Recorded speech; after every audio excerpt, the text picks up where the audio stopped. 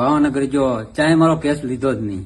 એ કીધું એ કે માયાભાઈ તો કલાકાર છે, એ કે એવું આવું કરે જ નહીં કોઈ દી, અને તમે એ કે આવો કેસ તમારે લેવામાં નહીં આવે. અને મારો છોકરો નોકરીયા ચડતો હતો, દિલ્હી પોલીસમાં જતો હતો. એને એ લેટર ભાળ્યું એટલે એને કુડી જો આવ્યો દિલ્હી પોલીસમાં, એટલે આને મારી નખાય કે એવું કાવતરું કરી અને મારા છોકરાને મારી નાખ્યો. માયાભાઈ આહિર ઉપર મિત્રો મર્ડરના આક્ષેપ નાખવામાં આવ્યા. એક બાજુ મિત્રો બગદાણાની બબાલમાં હજુ તો ન્યાય નથી મળ્યો. જયરાજભાઈ આહિર ઉપર મારવાના આક્ષેપ નાખવામાં આવ્યા છે.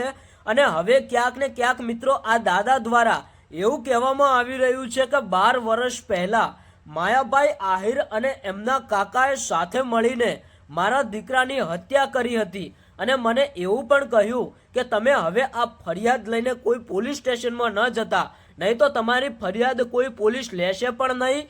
તમને 10 લાખ રૂપિયા આપું છું, આ વાતનું બધું સમાધાન કરી નાખો અને તમે હવે ગામડે જતા રહો. આ વાત મિત્રો માયાભાઈ આહિરે આ દાદાને કરી હતી.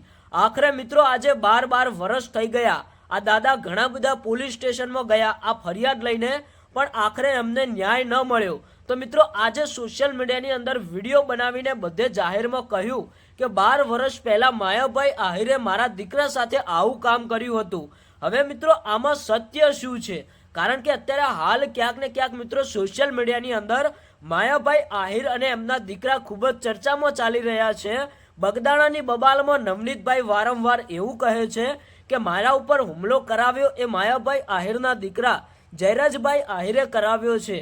તો હવે મિત્રો આ દાદા એવું કહે છે કે મારા દીકરાની હત્યા માયાભાઈ આહિર અને એમના કાકાએ સાથે મળીને કરી છે. અને આ વાત મિત્રો કેમ સોશિયલ મીડિયામાં વાયરલ કરવામાં આવી? કારણ કે આ દાદા એવું કહેતા હતા કે મને આ વાતનું સમાધાન કરાવ્યું હતું અને મને 10 લાખ રૂપિયા આપવાની બોલી કરી હતી. તો આખરે મને આજ સુધી 10 લાખ રૂપિયા ન મળ્યા કે હું જે ફરિયાદ લઈને પોલીસ સ્ટેશન જતો હતો એ મારી ફરિયાદ પોલીસ સ્ટેશનમાં નોંધવામાં પણ ન આવતી હતી. તો આખરે આ દાદા એવું કહે છે કે હવે આ વાત ખૂબ જ ચર્ચામાં ચાલે છે. તો હું પણ મારો સવાલ જણાવું, ક્યાંક ને ક્યાંક મને પણ ન્યાય મળી શકે. હવે મિત્રો માયાભાઈ આહિર આવડા મોટા કલાકાર છે, શું ખરેખર એમને આવું કામ કર્યું હશે?